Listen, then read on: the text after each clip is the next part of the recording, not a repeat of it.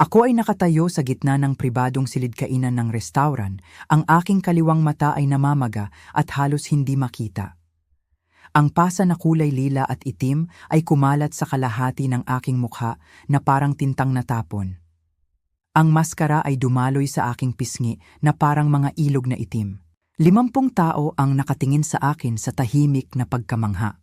Hawak ang kanilang mga baso ng champagne sa ere.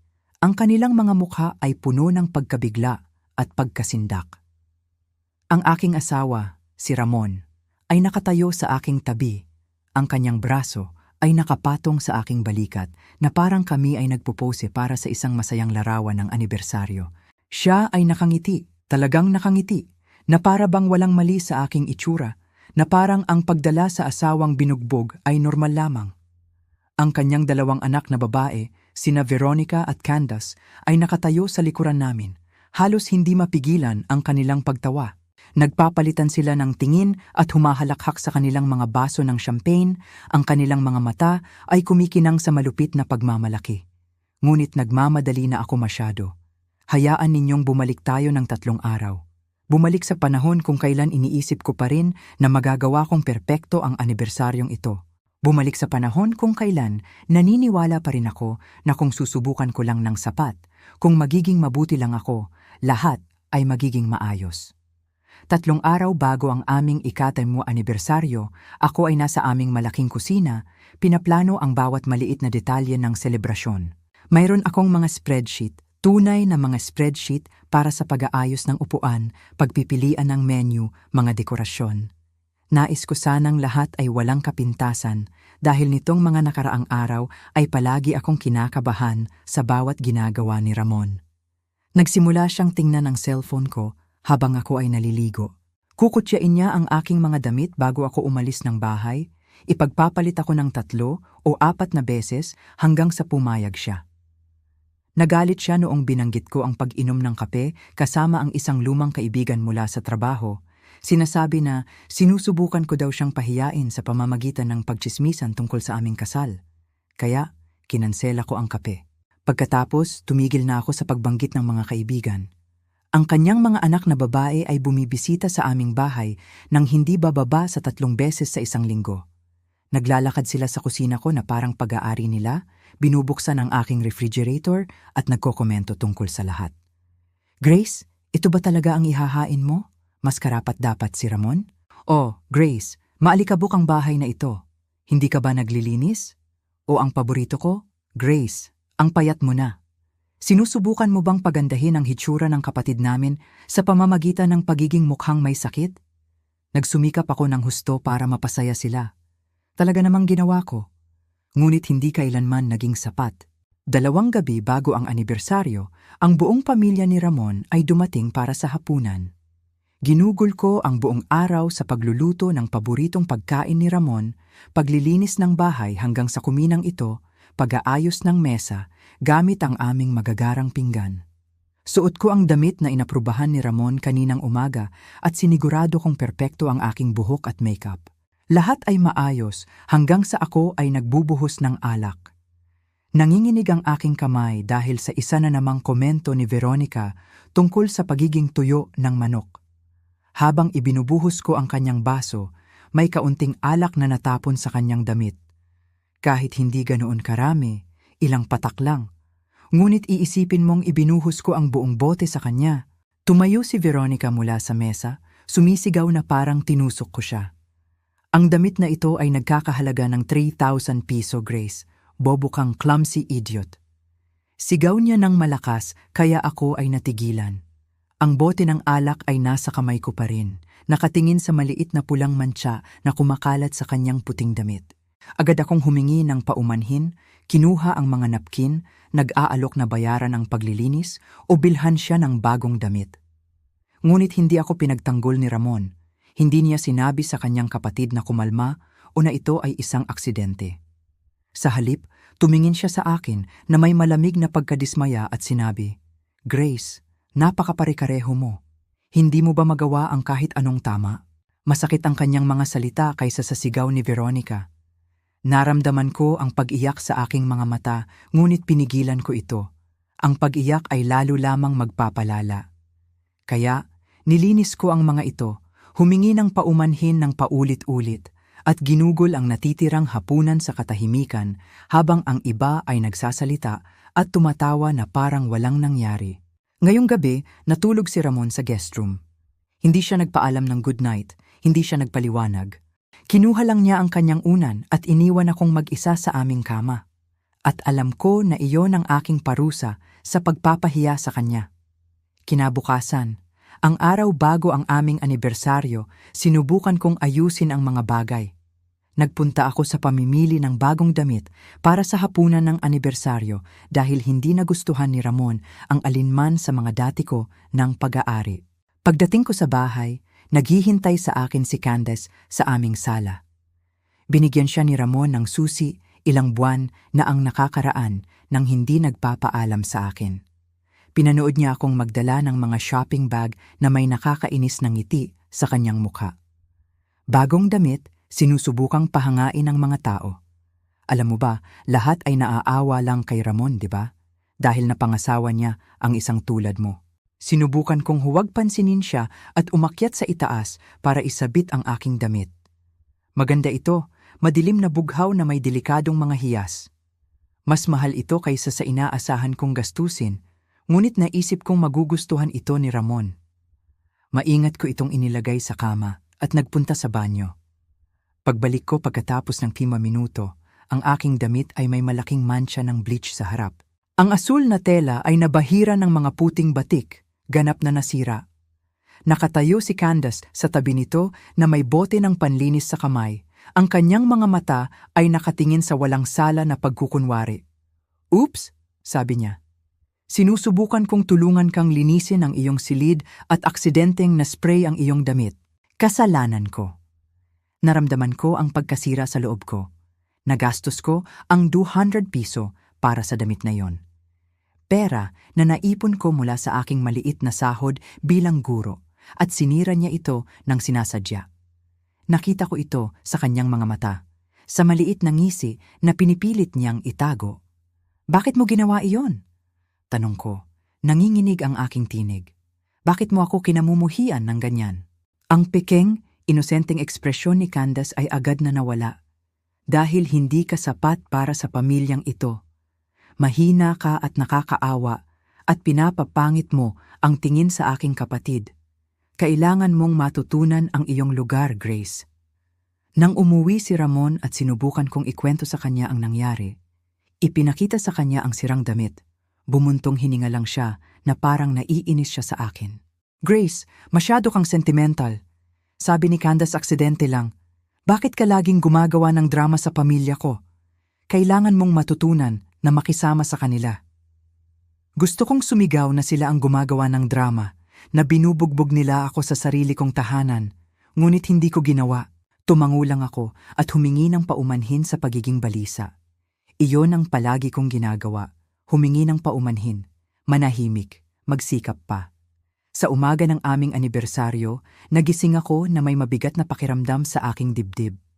Nasa ibaba na si Ramon at naririnig ko ang mga boses ni na Veronica at Candice. Maaga sila. Hindi iyon magandang senyales. Maingat akong nagbihis, nagsusuot ng mas lumang damit dahil nasira ang bago. Nag-ayos ako ng makeup ko ng perpekto, inayos ang buhok ko ayon sa gusto ni Ramon. Nang tumingin ako sa salamin, halos hindi ko na makilala ang aking sarili. Sobrang payat ko na sa nakaraang taon. Malalim ang aking mga pisngi. Ang aking mga mata ay mukhang pagod anuman ang tulog ko. Mukha akong multo ng babaeng dati ako. Tumunog ang telepono ko. Si Natalie ang aking kakambal na kapatid. Dati kaming nag-uusap araw-araw, ngunit ginawa ni Ramon na mahirap ito.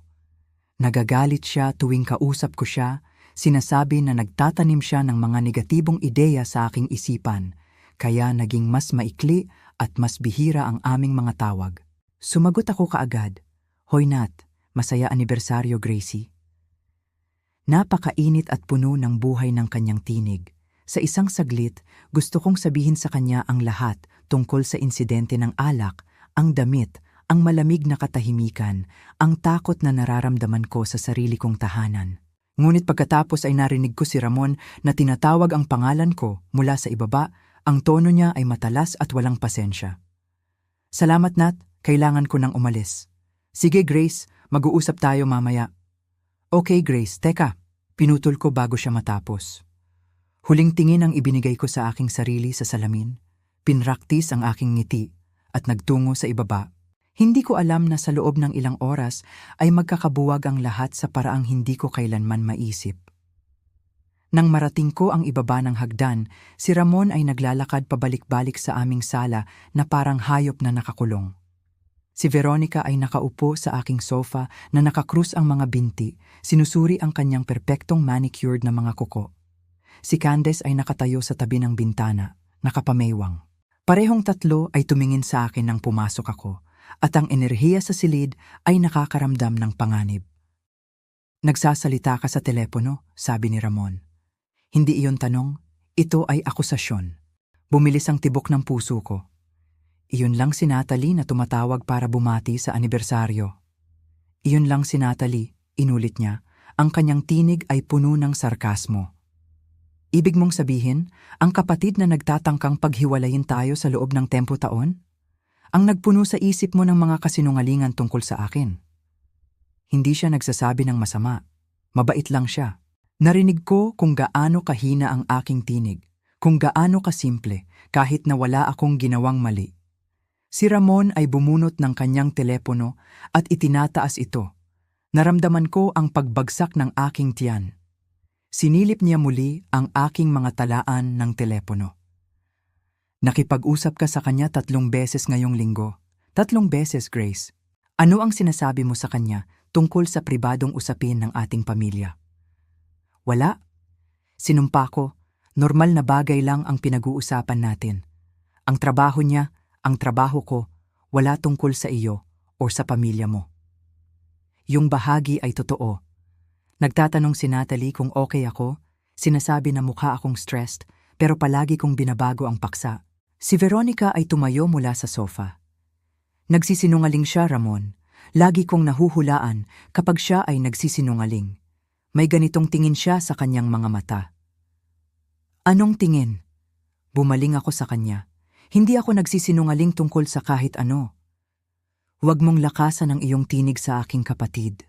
Ramon Greed, lumalapit sa akin. Nakikita mo? Ito mismo ang pinag-uusapan ko. Nagiging depensibo ka at hindi magalang. Mula pa noong insidente ng alak 2 gabi na ang nakalipas, nagkaroon ka ng ganitong ugali. Hindi ko makapaniwala sa aking naririnig. Wala akong ugali. Humingi na ako ng paumanhin ng 100 beses para sa alak. Nag-alok akong bayaran ang damit ni Veronica. Ano pa ang gusto mo mula sa akin? Tumawa si Candace mula sa kabilang panig ng silid. Ito ay isang malamig, malupit na tunog. Ang gusto namin ay maintindihan mo na ikaw ay bahagi na ng pamilyang ito. At iyon ay nangangahulugan ng pagpapakita ng tamang respeto. Pinahiya mo kami sa harap ng aming mga magulang. Sinira mo ang isang mamahaling damit. At hindi ka mukhang nagsisisi. Nagsisisi ako. Lumalakas ang aking tinig at kinamumuhian ko kung gaano kadesperado ang tunog ko. Nag-a-apologize ako ng 2 araw. Hindi ko sinasadyang matapon ng alak, aksidente lang iyon. Si Ramon ay nasa harap ko na ngayon, ang kanyang mukha ay ilang pulgada ang layo sa akin. Hinaan mo ang iyong tinig kapag nagsasalita ka sa aking mga kapatid. Naging matiyaga sila sa iyo sa loob ng 10 taon, Grace. Tano-taon ng iyong mga pagkakamali at kabiguan bilang asawa. At paano mo sila ginagantimpalaan? Sa pamamagitan ng pagsasalita sa likod nila sa iyong kapatid? Sa pamamagitan ng paglikha ng mga eksena sa mga family dinner? Sa pamamagitan ng pagiging walang pasasalamat sa lahat ng ibinigay ng pamilyang ito sa iyo?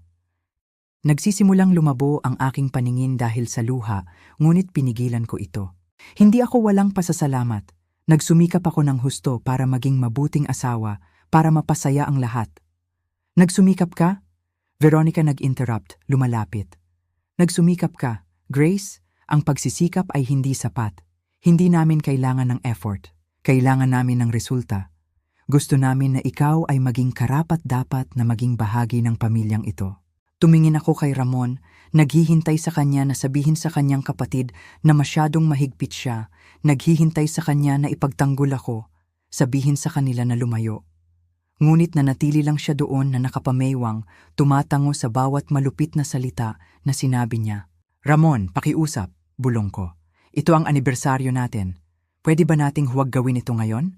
Pwede ba nating subukang magkaroon ng magandang hapunan?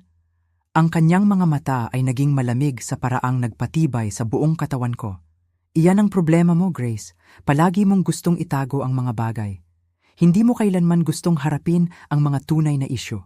Sige, ngayon haharapin natin sila dahil kailangan mong matutunan ang iyong lugar sa pamilyang ito. Ang lugar ko?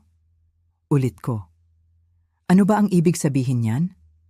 Lumapit si Candace para tumayo sa tabi ng kanyang kapatid. Pareho silang ngayon ay bumubuo ng pader sa pagitan ko at ng pinto. Ibig sabihin, hindi ka kapantay namin. Nag-asawa ka sa pamilyang ito, ngunit hindi mo nakuha ang iyong pwesto. Parang bisita ka na tumagal na sa pagbisita. May nasira sa loob ko. Siguro ay 10 taon ng pagpipigil. Siguro ay ang pagod sa pagsisikap na maging perpekto araw-araw. Siguro ay ang paraan ng pagtingin nila sa akin na parang wala akong halaga. Ako ang asawa niya. 10 taon na tayong kasal. Nagawa ko na ang lahat ng iyong hiningi. Binago ko kung sino ako para magkasya sa pamilyang ito. Ano pa ang gusto mo? Ang katahimikan pagkatapos ng aking pag-alsa ay nakakatakot. Ang panga ni Ramon ay kumagat. Ang mga mata ni Veronica ay naningkit. Ngumiti si Candice na parang nalaglag ako sa bitag. Iyan na, sabi ni Ramon ng mahina. Ang tunay mong nararamdaman sa wakas ay lumalabas. Iniisip mong napakarami mong isinakripisyo. Iniisip mong dapat kaming magpasalamat sa iyo. Hindi iyon ang ibig kong sabihin, tumahimik ka. Ang kanyang tinig ay napakatalas na napaurong ako. Pagod na ako sa mga dahilan mo. Pagod na ako sa iyong victim act. At lalo na akong pagod sa iyo na pinapahiya ako at ang aking mga kapatid. Si Veronica ay bumaling kay Ramon na may kakilakilabot na kislap sa kanyang mga mata. Alam mo, kapatid? Sa tingin ko si Grace ay kailangan ng isang aral na hindi niya malilimutan.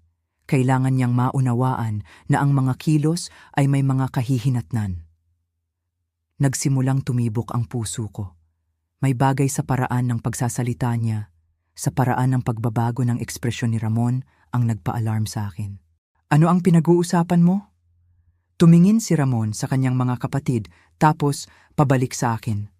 Tama sila. Matagal ka nang hinahayaan. Sa tuwing nagkakamali ka, pinapabayaan ko lang. Well, hindi na ngayon. Veronica, Candice, Horsley, sa tingin ko oras na para turuan ninyo ang asawa ko ng respeto. Ramon, ano ang ibig sabihin niyan? Narinig ko ang takot sa aking sariling tinig. Nakakatakot ka?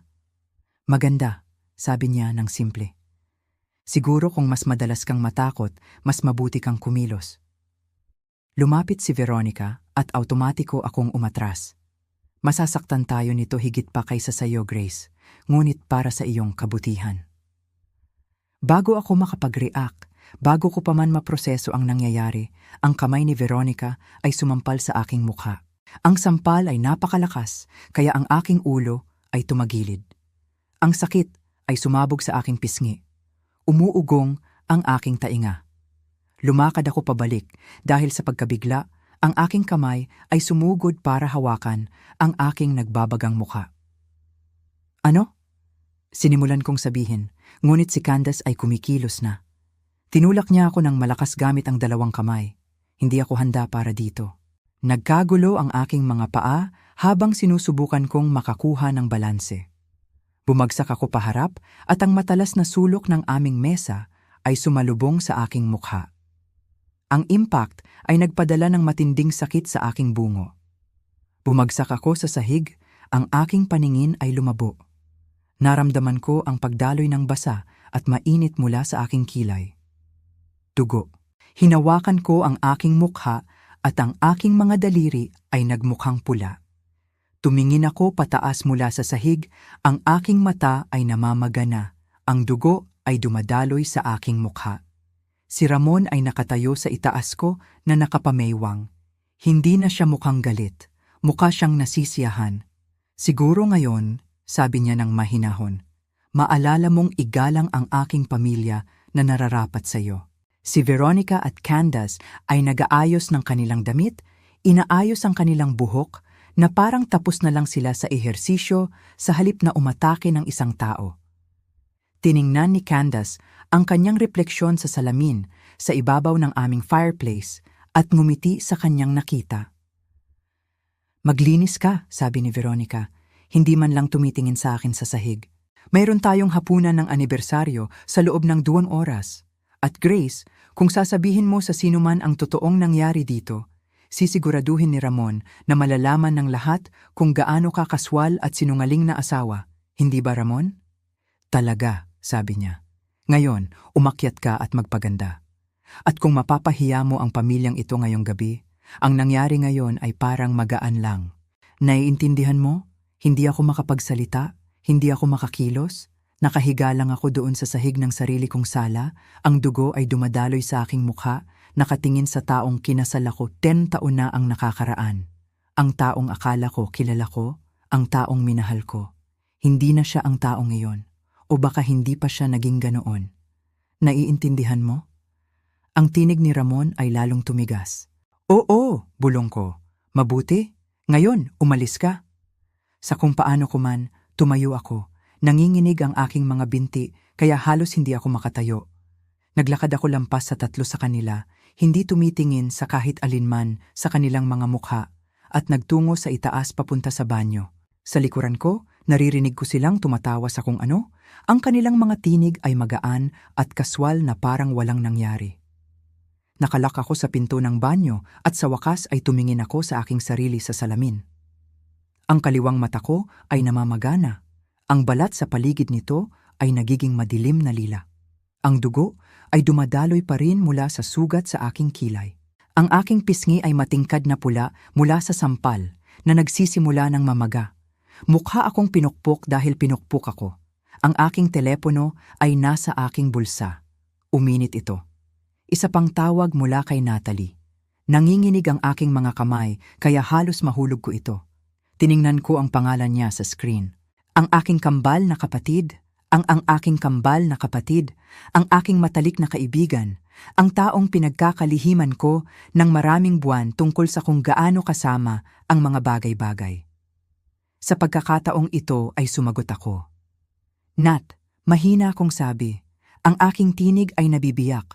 Kailangan kita. Halika na. Papunta na ako ngayon. Huwag kang bibitaw. Manatili kang kausap ko. Ang tinig ni Natalie ay matalas at determinado, ngunit naririnig ko ang pag-aalala sa ilalim nito. Grace, sabihin mo sa akin kung ano ang nangyari. Hindi ko mapigilang umiyak. Ang mga salita ay lumabas sa mga putol-putol na piraso. Ang mga kapatid ni Ramon, sinaktan nila ako. Si Veronica ay nanampal at si Candace ay nagtulak sa akin at napasubsob ako sa mesa. Ang aking mata, Nat, sobrang sama. May dugo at namamaga ito at si Ramon ay nakatayo lang at pinanood silang gawin iyon. Sabi niya, turuan nila ako ng respeto. Narinig ko ang pagbagsak ng isang bagay sa kabilang linya ni Natalie, na parang may ibinagsak siya.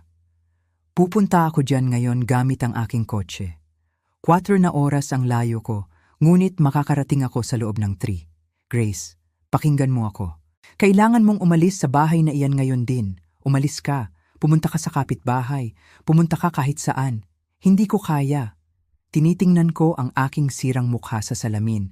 Pinupunasan ng dugo gamit ang tuwalya.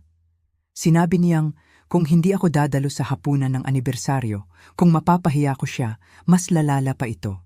Sinabi niyang sasabihin niyang baliw at sinungaling ako. At Nat, naniniwala ako sa kanya. Dapat mong makita kung paano niya ako tiningnan na parang hindi na ako tao para sa kanya ngayon. Grace, pakiusap? May 5 money katao na darating sa hapunan na ito. Ang buong pamilya niya, ang mga business partner niya, sina nanay at tatay. Kung hindi ako dadalo, magkakaroon siya ng kwento. Lagi siyang mayroon. Ngunit kung pupunta ako, ang aking tinig ay bumaba sa bulong. kahit na ang pinto ng banyo ay nakalock. Kung pupunta ako at makikita ng lahat ang ginawa nila sa akin, hindi sila makapagsisinungaling tungkol dito. Katahimikan sa panig ni Natalie. Naririnig ko ang pagandar ng kanyang kotse, ang tunog ng pagkalabas niya kung nasaan man siya. Sige, ganito ang gagawin natin. Pupunta ka sa hapunan na iyon, huwag mong itago ang ginawa nila. Hayaan mong makita ng lahat ang iyong mukha. Magmamaneho ako ng kasing bilis ng makakaya ko at darating ako bago ang dessert. Kaya mo bang maghintay hanggang doon? Takot na takot ako, bulong ko. Ang pamamaga sa paligid ng aking mata ay lumalala. Halos hindi ko na makita ang aking kaliwang mata. Alam ko, Gracie. Alam kong takot ka. Ngunit mas malakas ka kaysa sa iyong iniisip. Nakaligtas ka ng 10 taon sa halimaw na iyon. Makakaligtas ka ng 2 oras pa. At pagdating ko, tapusin na natin ito. Lahat, ngayong gabi. Mayroong isang bagay sa tinig ni Natalie na nagpapatibay sa akin. Isang bagay na mabangis at mapagprotekta na matagal ko nang hinahanap. Ano ang gagawin mo? Ano mang kailangan kong gawin para protektahan ang aking kapatid ngayon? Ilagay mo ako sa speaker at simulan mong takpan ang pasa hanggat kaya mo. Hindi para itago ito ng lubusan, kundi para isipin ni Ramon na sinusubukan mong makipagtulungan. Mananatili ako sa linya hanggat kaya ko. Sa susunod na oras, si Natalie ay nanatili sa telepono habang sinubukan kong ayusin ang aking sarili. Naririnig ko ang kanyang kotse sa likuran, ang tunog ng highway. Paminsan-minsan siya ay nagmumura sa mabagal na trapiko. Patuloy siyang nakikipag-usap sa akin, pinapanatili akong kalmado, ipinapaalala sa akin na huminga. Ang makeup ay hindi kayang itago ang pinsala. Walang dami ng concealer ang kayang takpan ang madilim na lilang kumakalat sa aking mata. Ang pamamaga ay nagpapalobo sa aking mukha. Ang hiwa sa itaas ng aking kilay ay patuloy na dumudugo sa pundasyon. Mukha akong eksaktong tulad ng ako, isang babaeng pinukpok. Makikita nila yon, sabi ko kay Natalie. Makikita ng lahat. Mabuti, sabi niya ng mabangis. Hayaan mong makita nila kung ano ang ginawa niya sa'yo. Hayaan mong makita nila lahat. Kumatok si Ramon sa pinto ng banyo, nagpagulat sa akin. Grace, aalis na tayo sa loob ng 10 minuto. Handa ka na? Oh, tawag ko. Ang aking tinig ay mas matatag kaysa sa aking nararamdaman. Mas mabuti na huwag kang magpatak ng makeup sa iyong mukha. At huwag mong sasabihin sa kahit sino ang totoong nangyari. Tandaan ang sinabi ko. Hinintay ko hanggang marinig ko ang kanyang mga yapak pabalik sa ibaba. Narinig mo ba iyon? Sabi ko kay Natalie. Narinig ko. I-record ko ang lahat ng sinasabi mo. Subukang ilagay ang iyong telepono sa iyong bulsa sa hapunan kung kaya mo. Subukang i-record ang kanyang tinig. Pumahinto siya. Grace, ikinalulungkot ko. Dapat sana ay pinauwi na kita, maraming taon na ang nakakaraan. Dapat sana. Hindi ito kasalanan mo. Iyon ang mga pinili ko. Nananatili ako noong dapat sana ay umalis na ako. Inaasahan ko lang na magbabago siya pabalik sa taong pinakasalan ko. Hindi siya kailanman naging ganoon, sabi ni Natalie ng mahina. Iyon ay isang maskara. Ito ang tunay niyang pagkatao. Alam kong tama siya. Sa kaibuturan, alam ko iyon sa loob ng maraming taon. Natatakot lang akong aminin ito. Kailangan ko nang umalis, sabi ko. Tinatawagan niya ako ulit. 2 oras na lang ang layo ko. Makakarating ako agad. Maging matapang ka, Gracie. Mahal kita. Mahal din kita. Pinatay ko ang tawag at tumingin muli sa aking sarili. Ang babae sa salamin ay mukhang wasak at natatakot. Ngunit sa isang lugar sa ilalim ng lahat ng takot na iyon, nakaramdam ako ng iba pang kumikilos. Galit. Tunay na galit na pilit kong pinipigilan sa loob ng 10 taon. Ang biyahe papuntang restaurant ay parang pagsakay sa kotse kasama ang mga estranghero. Si Ramon ay nakaupo sa driver's seat, hindi tumitingin sa akin, hindi nagsasalita. Sina Veronica at Candice ay nasa likurang upuan, kumukuha ng selfies at tumatawa. Bawat ilang minuto, isa sa kanila ay magbibigay ng komento. Wow, Grace, napakalaki ng bago mong pasa, sabi ni Candice na may peking simpatiya. Talagang dapat mas mag-ingat ka sa mga muebles. Baka sa wakas ay matuto na siyang tumingin kung saan siya pupunta, dagdag ni Veronica, at pareho silang humalakhak. Sumilip si Ramon sa akin. Ang kanyang mga mata ay napunta sa aking mukha, pinagmasdan ang pinsalang ginawa ng kanyang mga kapatid. Sa isang sandali lang, sa tingin ko ay nakakita ako ng isang bagay, pagsisisi marahil o kahihiyan. Ngunit pagkatapos ay nawala na ito, napalitan ng malamig na pagwawalang bahala na iyon. Tandaan ang pinag-usapan natin, sabi niya. Sasabihin mo sa lahat na nagkaroon ka ng aksidente. Nagmamadali kang maghanda at nahulog ka. Iyon ang kwento. Manatili ka dyan. Hindi ako sumagot. Tumingin lang ako sa labas ng bintana, pinagmamasdan ang mga gusali na dumadaan, nararamdaman ang bigat ng aking telepono sa aking bulsa. 2 oras pa. Kailangan ko lang mabuhay ng 2 oras pa hanggang sa dumating si Natalie. Nang huminto kami sa restaurant, nakita ko ang pribadong silid-kainan sa pamamagitan ng mga bintana. Napakaganda, pinalamutian ng mga bulaklak at kandila. Ang mga tao ay dumarating na, nakadamit ng elegante, may hawak na mga baso ng champagne. Silang lahat ay mukhang masaya, normal. Wala silang ideya kung ano ang kanilang masasaksihan. Lumapit si Ramon para buksan ang aking pinto, ginagampanan ng papel ng mapagmahal na asawa. Hinawakan niya ang aking braso para tulungan akong bumaba sa kotse at ang kanyang pagkakahawak ay masyadong mahigpit. Ang kanyang mga daliri ay lumubog sa aking balat. Isang babala. Ngumiti, bulong niya sa aking tainga. At tandaan, isang maling salita lang at pagsisisihan mo ito. Sina Veronica at Candice ay nasa tabi namin habang naglalakad kami patungo sa pasukan. Sila ay parang mga bodyguard, tinitiyak na hindi ako tatakbo. Tinitiyak na gagampanan ko ang aking papel. Ang manager ng restaurant ay masiglang bumati sa amin. Inakay kami patungo sa pribadong silid-kainan. Naririnig ko ang mga tinig at tawanan mula sa loob. Siguro naroon na ang aking mga magulang, ang mga business partner ni Ramon. Lahat ng mga taong ito na nag-aakalang nagdiriwang sila ng isang masayang kasal. Huminto si Ramon sa pasukan. Inilagay niya ako sa mismong daanan kung saan makikita kami ng lahat kapag pumasok kami. Gusto niyang magkaroon ng entrance. Palagi siyang mahilig maging sentro ng atensyon. Handa ka na? Tanong niya na parang maglalakad kami sa isang party at hindi sa aking kahihiyan sa publiko. Hindi ako handa. Hindi ako kailanman magiging handa para dito. Ngunit tumango pa rin ako dahil anong pagpipilian ko. Itinulak ni Ramon ang pinto at sabay kaming pumasok sa silid-kainan.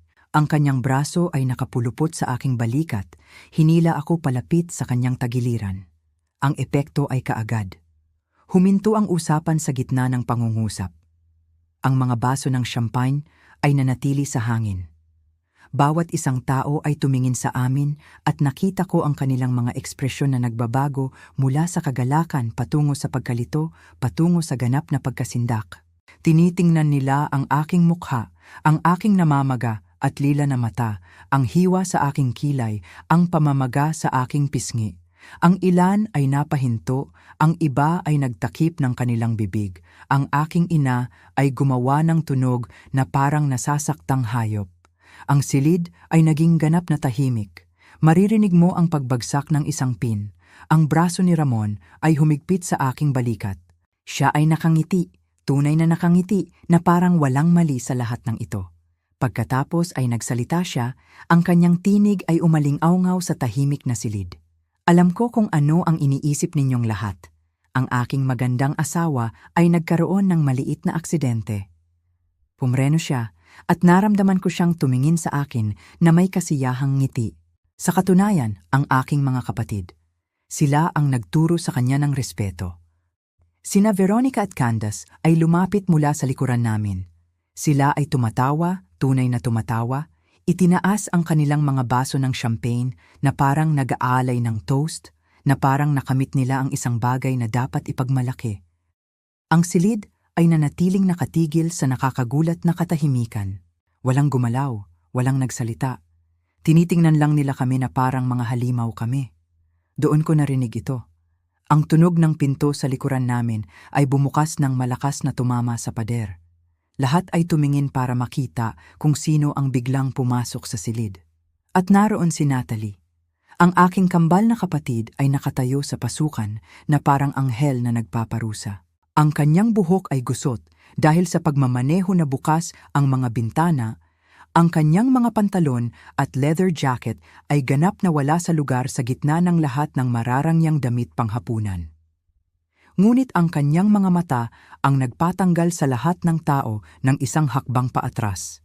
Nagniningas ito sa isang galit na hindi ko pa nakikita, kahit noong bata pa kami na nag-aaway sa playground. Sa isang sandali, walang gumalaw. Napakatahimik ng silid na naririnig ko ang tibok ng sarili kong puso sa aking tainga. Ang mga tao ay tumitingin mula kay Natalie papunta sa akin at pabalik nalilito sa pagkakita ng dalawang magkaparehong mukha maliban na ang isa ay may pasa at wasak at ang isa naman ay mukhang handang sunugin ang buong mundo. Napabuntong hininga ang aking ina, Natalie. Tumayo ang aking ama mula sa kanyang upuan. Ang kanyang mukha ay pinaghalong pag-asa at pag-aalala. Alam niya ang mangyayari.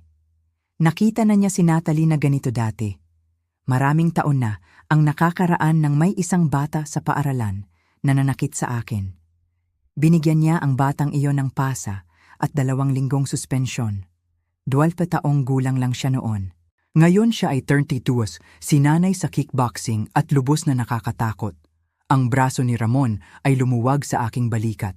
Naramdaman ko siyang nanigas sa aking tabi. Natalie, sabi niya, sinusubukang magtunog kalmado at kontrolado. Ito ay isang pribadong pagdiriwang ng pamilya, hindi ka inanyayahan. Hindi man lang pinansin ni Natalie na nagsasalita siya. Naglakad siya diretso papunta sa amin, ang kanyang mga bota ay maingay sa sahig na kahoy. Bawat hakbang ay may layunin, makapangyarihan. Gumalaw siya na parang mandirigmang pumapasok sa isang ring at lahat ng tao sa silid ay tila naramdaman ito. Umuurong ang mga tao, naglilinis ng daanan. Huminto siya sa harap namin. Ang kanyang mga mata ay napunta sa aking mukha, tinitingnan ang bawat detalye ng pinsala. Nakita ko ang kanyang panga na kumagat, nakita ko ang kanyang mga kamay na nagsara bilang mga kamao sa kanyang tagiliran. Pagkatapos ay tumingin siya kay Ramon at ang ekspresyon sa kanyang mukha ay nagpatalsik sa kanya ng isang hakbang paatras. Hinayaan mong sampalin ng mga kapatid mo ang aking kambal, sabi niya. Ang kanyang tinig ay mahina, ngunit umalingaw-ngaw ito sa buong silid. Hinayaan mong saktan nila siya, at pagkatapos ay dinala mo siya dito para ipakita sa lahat ang ginawa mo para pahiyain siya. Teka lang muna, nagsimula si Ramon. Ngunit pinutol siya ni Natalie.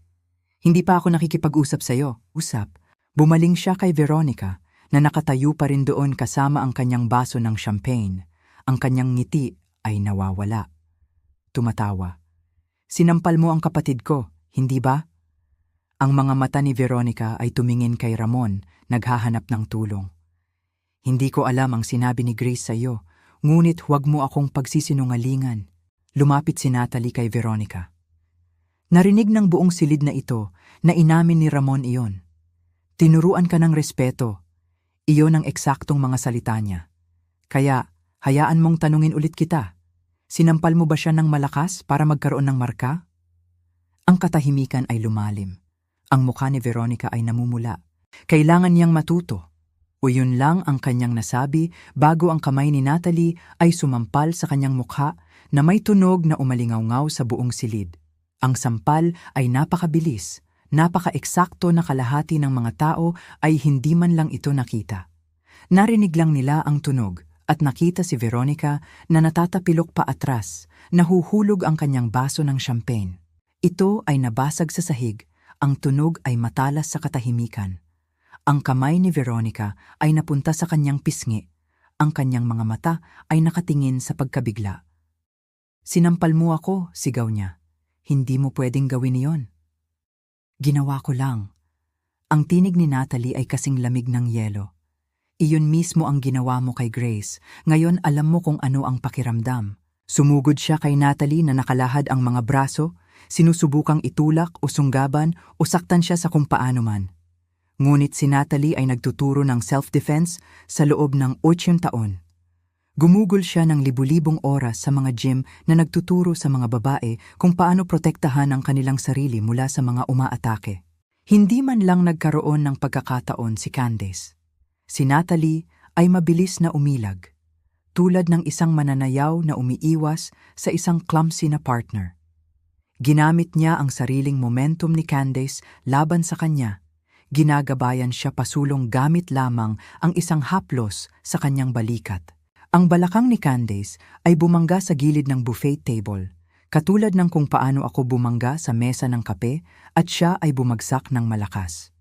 Bumagsak siya sa sahig na may malakas na kalabog at nang tumingin siya pataas, may dugo na dumadaloy mula sa itaas ng kanyang kilay, ang eksaktong lugar kung saan ako nagkaputol. Ang kanyang mata ay namamagana, ang balat sa paligid nito ay nagiging pula at pagkatapos ay lila. Hinawakan ni Candace ang kanyang mukha at ang kanyang mga daliri ay dumating na may dugo. Nagsimula siyang umiyak, malakas na paghikbi. Inatake niya ako, nakita ng lahat, inatake niya ako. Ang silid ay sumabog. Sumisigaw ang mga tao, ang ilan ay lumalapit, ang iba ay lumalayo. Ang mga business partner ni Ramon ay mukhang kinhanganan. Ang kanyang mga magulang ay sinusubukang makarating sa kanilang mga anak na babae. Ang aking mga magulang ay sinusubukang makarating sa akin. Ngunit hindi pa tapos si Natalie. Bumaling siya kay Ramon na namutla na. Mukhang desperado siyang naghahanap ng mga kakampi, sinusubukang bawiin ang kontrol sa sitwasyon. May tumawag ng pulis, sigaw niya. Inatake niya ang mga kapatid ko. Naglabas si Natalie ng telepono. Itinaas niya ito ng mataas para makita ng lahat. Nagre-record ako simula nang pumasok ako. Narinig ng buong silid na ito na inamin mong sinaktan ng iyong mga kapatid si Grace. Narinig mo sina Veronica at Candace na tumatawa tungkol dito.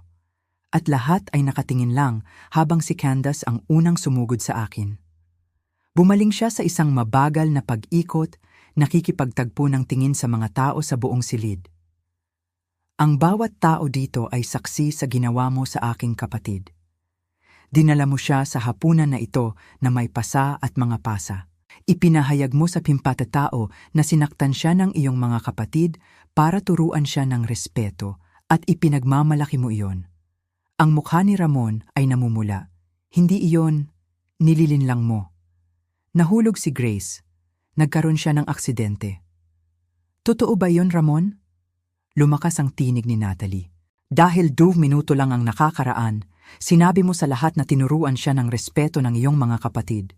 Hindi mo pwedeng parehong magkaroon. Si Ramon ay sumugod kay Natalie. Sumigaw ako ng hindi sinasadya, ngunit si Natalie ay handa. Bumaling siya para harapin siya ng diretsyo. Ang kanyang tindig ay malawak at balanse.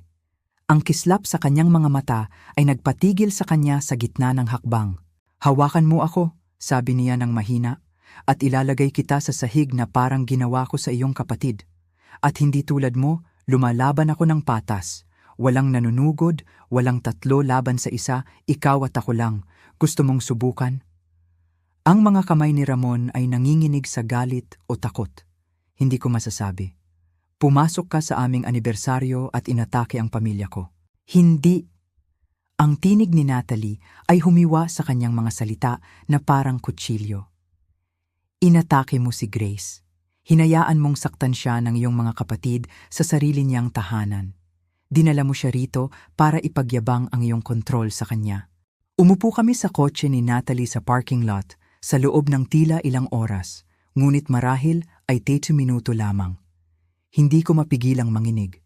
Ang buong katawan ko ay nanginginig na parang ibinagsak ako sa malamig na tubig. Nakaround ang mga braso ni Natalie sa akin habang ako ay umiiyak. Umiyak talaga sa unang pagkakataon sa loob ng maraming taon. Hindi tahimik na luha na kailangan kong itago. Malakas na hikbi na sumasakit sa aking dibdib. Bakit mo ginawa iyon? Sa wakas ay tinanong ko noong kaya ko nang magsalita muli. Bakit mo sila binigyan ng pagkakataon? Si Natalie ay lumayo ng sapat para makita ako sa mata. Dahil 8 taon akong nagtuturo sa mga babae kung paano ipagtanggol ang kanilang sarili. Nakakita ako ng daan-daang biktima ng pang-aabuso na dumadaan sa aking gym, natututong lumaban, natututong hindi sila walang kapangyarihan. At sa buong panahon na iyon, ang aking sariling kapatid ay nasasaktan at hindi ko ito mapigilan. Hindi kita mapilit na umalis. Hindi kita maprotektahan. Pinunasan niya ang mga luha sa kanyang sariling pisngi. Kaya nang pumasok ako doon at nakita ko kung ano ang ginawa nila sa iyong mukha, nakita ko silang tumatawa na parang nakakatawa, may nasira sa akin. Kailangan nilang maintindihan ang kanilang ginawa. Kailangan nilang maramdaman ito. Hindi gagana ang mga salita sa mga taong ganyan. Ang tanging wika na nauunawaan ng mga bully ay ang sa kanila mismo. Ngunit maaari kang mapahamak, maaari silang maghain ng kaso. Hayaan mo silang sumubok, sabi ni Natalie ng mabangis. Inamin ni Ramon sa harap ng imponte saksi na ang kanyang mga kapatid ang unang umatake sa iyo. Pinagtatanggol kita mula sa mga umaataking umamin. Ang abogado ko ang bahala sa kanila. Kumatok ang aking mga magulang sa bintana ng kotse. Ang aking ama ay may jacket ni mama sa balikat niya dahil lumamig na ang gabi. Binaba ni Natalie ang bintana. Dapat na tayong umalis, sabi ni tatay. Nagsisimula ng umalis ang mga tao sa restaurant. Ayaw nating mapunta doon kapag lumabas si Ramon. Pumunta kayo sa bahay namin, dagdag ni nanay. Kayo pareho ngayong gabi at hanggat kailangan ni Grace. Nagmaneho kami ng magkakasunod. Ang kotse ni Natalie ay sumusunod sa kotse ng aking mga magulang. Sa mga kalsada na napuntahan ko na ng libu-libong beses. Ngunit lahat ay mukhang iba na ngayon. Iba na ang pakiramdam ng mundo. Iba na ang pakiramdam ko. Sa loob ng bahay ng aking mga magulang, ang bahay kung saan ako lumaki, nagtimpla ng tsaa si nanay habang si tatay ay nag-aayos ng guest room. Umupo si Natalie sa tabi ko sa sofa. Hawak ang aking kamay na parang mga bata pa tayo, tulad ng dati tuwing bagyo kapag tayo ay natatakot. Ano na ang mangyayari ngayon? Tanong ko. Bumaba si tatay mula sa itaas na may makapal na sobre na ibinigay niya kay Natalie. Ibinalat niya ang mga nilalaman sa ibabaw ng mesa ng kape. Mga larawan ng mga pasana sa tingin ko ay naitago ko ng maayos. Mga recording ng mga argumento na narinig ng mga kapitbahay sa pamamagitan ng manipis na mga pader. Isang journal kung saan idinokumento niya ang bawat oras na kinansela ko ang mga plano. Bawat oras na bumaba ang timbang ko, bawat oras na ang aking ngiti ay hindi umabot sa aking mga mata. Alam kong may mali 2 taon na ang nakakaraan. Pareho kami ni Mama, ngunit sinasabi mo pa rin na maayos ang lahat. Patuloy mong ipinagtatanggol siya. Kaya nagsimula kaming magdokumento ng lahat. Bumubuo ng kaso para sa oras na handa ka ng umalis. Umupo si nanay kasama ang tsaa. Nakipag-usap kami sa isang abogado na buwan na ang nakakaraan. Sinabi niya na mayroon na kaming sapat para sa isang restraining order at isang malakas na kaso ng diborsyo. Naghihintay lang kami sa iyo. Hindi ko makapaniwala sa aking naririnig. Ginawa ninyo lahat ito para sa akin. Anak ka namin, sabi ni nanay ng simple. Siyempre, ginawa namin. Sa susunod na ilang oras, inilatag nila ang isang plano. Magfa-file kami ng mga kaso ng pag-atake laban sa 2 kapatid. Magsisimula kami ng mga proseso ng diborsyo sa isang abogado na nag-specialize sa mga kaso ng pang-aabuso. Kukuha kami ng ligtas na lugar para sa akin kung saan hindi ako mahahanap ni Ramon. Ang aking telepono ay hindi tumitigil sa pag-buzz. Tumawag si Ramon ng 47 beses. Ang kanyang mga mensahe ay mula sa galit patungo sa desperado, patungo sa pagbabanta. Sa wakas ay pinatay lang ni Natalie ang aking telepono. Hindi mo siya utang kahit ano, sabi niya. Hindi pagpapaliwanag, hindi pakikipag-usap, wala. Ngayong gabi, hindi ako makatulog. Paulit-ulit kong binabalikan ang lahat sa aking isipan. Ang tingin sa mukha ni Veronica noong sinampal siya ni Natalie. Ang tunog ng pagbagsak ni Candace sa sahig. Ang paraan ng pagguho ng kumpiyansa ni Ramon noong na-realize niyang nawala ang kontrol niya. Pumasok si Natalie sa guest room bandang duminor ng madaling araw at umakyat sa kama sa tabi ko. Tulad noong bata pa tayo at isa sa atin ay may masamang panaginip. Masama ba akong tao sa tingin mo? Bulong ko dahil sa pagiging masaya na nasaktan sila. Dahil gusto kong maramdaman nila ang naramdaman ko? Tahimik si Natalie sandali.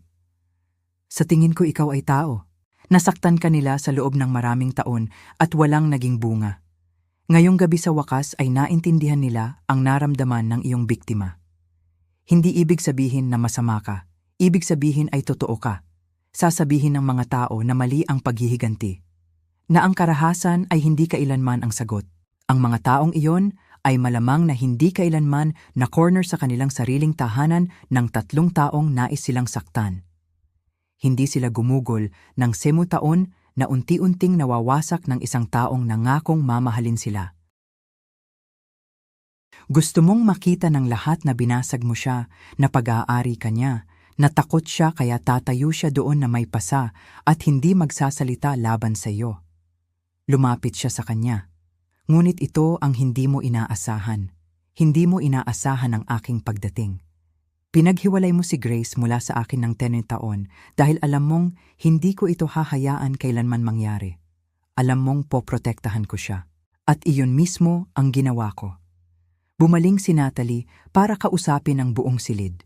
Ang kanyang tinig ay malakas at malinaw. Lahat kayo rito ay narinig si Ramon na inamin ng kanyang mga kapatid na umatake kay Grace. Nakita ninyo silang tumatawa tungkol dito. Ang nasaksihan ninyo ngayon ay ang pagtatanggol ko sa aking kambal na kapatid mula sa kanyang mga mananakop. Ang dalawang ito, tinuro niya sina Veronica at Candace, ay umamin ng pag-atake. Ipinagmalaki nila ito. Akala nila walang magiging bunga. Tumingin siya pabalik kay Ramon. Well, narito ang mga bunga. Si Veronica ay nasa sahig pa rin. Hawak ang kanyang pulang, namamagang pisngi, umiiyak. Mukha silang eksaktong tulad ng ginawa nila sa akin, tulad ng mga biktima ng karahasan, tulad ng mga taong nasaktan. Kumusta ang pakiramdam? Tanong ni Natalie sa kanila. Hoarsely. Kumusta ang pakiramdam na nasa kabilang panig? Alam mo kung ano ang pakiramdam na matamaan, na mawalan ng kakayahan, na masaktan? Hindi sumagot ang sinuman sa kanila. Mas lalo lang silang umiyak. Ang mga magulang ni Ramon ay sa wakas ay nagtulak sa pamamagitan ng karamihan. Ang kanyang ina ay kinhanganan, nakatingin sa kanyang mga anak na babae sa sahig. Ang kanyang ama ay namumula sa galit. Ano ang ginawa mo? Siya ay nagtanong, tumitingin kay Natalie. Makukulong ka para dito. Makukulong ba ako? Naglabas muli si Natalie ng telepono. Dahil may recording ako ng iyong anak na umamin na ang kanyang mga kapatid ay unang umatake kay Grace. May video ako ni Candace na sumugod sa akin. Mayroon akong 50 saksi na nakarinig ng lahat. Kaya tawagan natin ang pulis ngayon din. Tingnan natin kung sino ang makukulong. Binuksan ng ama ni Ramon ang kanyang bibig, pagkatapos ay isinara ito. Tumingin siya sa kanyang anak at nakakita ako ng pagbabago sa kanyang ekspresyon. Siguro ay pag-unawa, siguro ay pagkasuklam, siguro ay ang pagkaunawa na ito ay hindi maipagtanggol. Sa wakas ay lumapit si Natalie sa akin. Dahan-dahan niyang hinawakan ang aking mukha, sinusuri ang aking mga sugat mula sa malapitan. Bumuhos ang luha sa aking pisngi. Hindi ko man lang namalayan na umiiyak ako. Napakasama ng loob ko na hindi ako nakarating dito nang mas maaga, bulong niya. Ngunit nandito na ako ngayon at aalis na tayo. Hindi mo siya madadala kahit saan, sabi ni Ramon. Ngunit ang kanyang tinig ay mahina na hindi sigurado. Bumaling si Natalie sa kanya sa huling pagkakataon. Panoorin mo ako. Inilagay niya ang kanyang braso sa aking balikat. Mahinahon, mapagprotekta, hindi tulad ng kontroladong pagkakahawak ni Ramon. Nagsimula siyang igabayan ako patungo sa pinto. Lumapit si Ramon para harangan ang aming daan. Si Grace ang asawa ko. Hindi siya pupunta saan man kasama mo. Doon na lumapit ang aking ama. Ang aking tahimik, mahinahon na ama na ang buong buhay ay umiiwas sa sigalot. Inilagay niya ang kanyang sarili sa pagitan ni Ramon at namin. At nang magsalita siya, ang kanyang tinig ay matatag at malamig. Kung hahawakan mo ang isa sa aming mga anak na babae, sabi niya, kailangan mo munang dumaan sa akin. At anak, baka matanda na ako, ngunit nangangako ako na hindi mo gugustuhin ang laban na iyon. Pagkatapos ay kumuha siya ng isang sobre mula sa kanyang bulsa sa jacket at ibinigay ito kay Natalie. Ano ito? Tanong niya. Ebidensya? Sabi ng aking ama, hindi inaalis ang tingin kay Ramon. 2 taon ng mga recording, mga larawan, testimonya mula sa mga kapitbahay, lahat ng kaya kong idokumento tungkol sa ginagawa niya kay Grace. Ang aking ina ay lumitaw sa tabi niya. Nagbuo kami ng kaso, sabi niya ng mahina. Naghihintay ng tamang sandali, naghihintay na maging handa si Grace. Tinitigan ko ang aking mga magulang sa pagkabigla. Alam nila, minamatyagan nila. Naghahanda sila para tulungan ako sa buong panahong ito. Mom, Dad, nagsimula ako. Ngunit niyakap ako ng aking ina nang maingat, iniiwasan ang aking mga sugat. Napakasama ng loob namin na naghintay kami ng matagal. Sabi niya, ngunit ligtas ka na ngayon. Dadalhin ka namin sa bahay. Tumingin si Natalie kay Ramon sa huling pagkakataon. Tapos na ang kasal na ito. Sasama si Grace sa amin. At kung ikaw o ang iyong mga kapatid ay lumapit sa kanya muli, ang nangyari ngayong gabi ay magmumukhang magaan lamang. Nauunawaan mo ba ako? Tumayo lang si Ramon doon na parang pinapalo habang kami ay naglalakad lampas sa kanya patungo sa pinto. Sa likuran namin, ang silid ay gulo. Nag-aaway ang mga tao, sina Veronica at Candace ay umiiyak pa rin sa sahig. Ang mga magulang ni Ramon ay sinusubukang intindihin kung ano ang nangyari. Ngunit hindi ako tumingin sa likod. Sa unang pagkakataon sa loob ng 10 taon, lumakad ako palayo kay Ramon na nakataas ang aking ulo dahil ang aking kapatid ay nasa aking tabi, ang aking mga magulang ay nasa likuran ko, at hindi na ako nag-iisa. Bumaling si Natalie para harapin ako sa dilim. Sinubukan mo ang lahat ng iba pa, Grace. Sinubukan mong maging mabait. Sinubukan mong maging matiyaga. Sinubukan mong baguhin ang iyong sarili para mapasaya siya. Wala sa mga iyon ang gumana. Minsan, ang tanging paraan para pigilan ang isang bully ay ang harapin ang kanilang sariling kalupitan. Ang susunod na ilang linggo ay parang isang malabo. Agad na inaprubahan ang mga restraining order. Tiningnan lang ng hukom ang mga larawan ng aking mukha at ang recording ng pag-amin ni Ramon at hindi nag-atubili. Sina Veronica at Candace ay sinampahan ng kaso ng pag-atake. Sinubukan nilang igiit ang self-defense, ngunit napakaraming saksi ang nakarinig sa kanila na nagmamalaki tungkol sa pagtuturo sa akin ng respeto. Si Ramon ay sinubukan na labanan ang diborsyo, ngunit ang kanyang sariling mga salita sa hapunan ng anibersaryo ay sumira sa anumang depensa na kaya niyang gawin. Pinayuhan siya ng kanyang abogado na makipag-ayos. Nawala niya ang malaking bahagi ng aming mga ari-arian dahil sa naitalang pang-aabuso. Ang kanyang reputasyon sa negosyo ay nasira. Marami sa kanyang mga kasosyo na nasa hapunan ay tahimik na tinapos ang kanilang mga relasyon sa kanya. Nakuha ng lokal na balita ang kwento. Anniversary dinner turns into assault confession, sabi ng isang headline. Ang pamilya ni Ramon ay sinubukang kontrolin ang naratibo, ngunit napakaraming tao ang naroon. Napakaraming tao ang nakarinig ng lahat. Sina Veronica at Candace ay parehong umamin ng pagkakasala upang maiwasan ang paglilitis. Nakakuha sila ng probation, community service at mandatory anger management classes. Inutusan din sila ng hukom na manatili sa layong 500 talampakan mula sa akin sa lahat ng oras. Narinig ko sa pamamagitan ng mga mutual friends na si Ramon ay naging isang paraya sa kanyang mga social circle. Ang kanyang sariling mga magulang ay lumayo sa kanya, nahihiya sa ginawa ng kanilang anak. Ang kanyang mga kapatid na babae ay sinisi siya sa lahat, sinasabi na pinalala niya ang kanilang pag-uugali sa akin sa loob ng maraming taon. 6 na buwan pagkatapos, nakaupo ako sa isang maliit na apartment malapit sa lugar ni Natalie, mukhang mas malusog kaysa sa loob ng maraming taon. Naibalik ko ang bigat na nawala ko. Ang malalim na pagtingin sa aking mga mata ay nawala na. Nagsimula na akong magturo muli sa isang paaralan, malapit sa aking mga magulang. Sumali na rin ako sa mga klase ng self-defense ni Natalie. Sa una, natakot akong matutong lumaban. Ngunit ipinaliwanag ni Natalie na hindi ito tungkol sa karahasan. Ito ay tungkol sa pag-alam na kaya mong protektahan ang iyong sarili, tungkol sa hindi na kailanman maging walang kapangyarihan. Naglilok na rin ako muli, isang bagay na tinalikuran ko noong kasal namin dahil sinabi ni Ramon na ito ay sayang sa oras. Ang canvas sa harap ko ay nagpapakita ng dalawang babaeng magkapareho ang itsura, ngunit magkaiba ang tindig. Ang isa ay nakayuko, nasasaktan at natatakot. Ang isa naman ay nakatayo ng matuwid, mapagprotekta at malakas. Pinamagatan ko itong twin flames, magkapatid na apoy. Dumating si Natalie na may dalang Chinese food at kumain kami diretso mula sa lalagyan habang nakaupo sa sahig na parang mga college students. Nakakuha ako ng mensahe ngayon, sabi mula sa isang babaeng nagngangalang Jennifer. Nasa hapunan siya ng anibersaryo. Aalis siya sa kanyang asawa dahil sa nangyari. Tumango ako.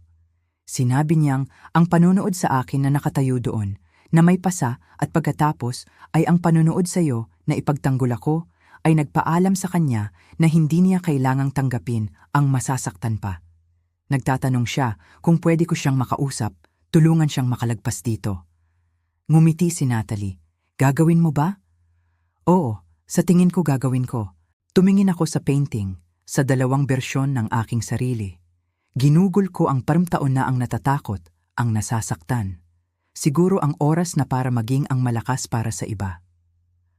Ang aking telepono ay umugong sa isang text mula kay Jennifer. Nagtatanong siya tungkol sa mga restraining order, tungkol sa mga abogado, tungkol sa kung paano umalis ng ligtas. Nag-type ako ng mahabang tugon na nag-aalok na makipagkita sa kanya para tumulong sa abot ng makakaya ko. Habang pinindot ko ang send, naisip ko ang sinabi ni Natalie noong gabing iyon sa kotse. Tungkol sa kung paano ang mga bully ay nauunawaan lamang ang kanilang sariling wika.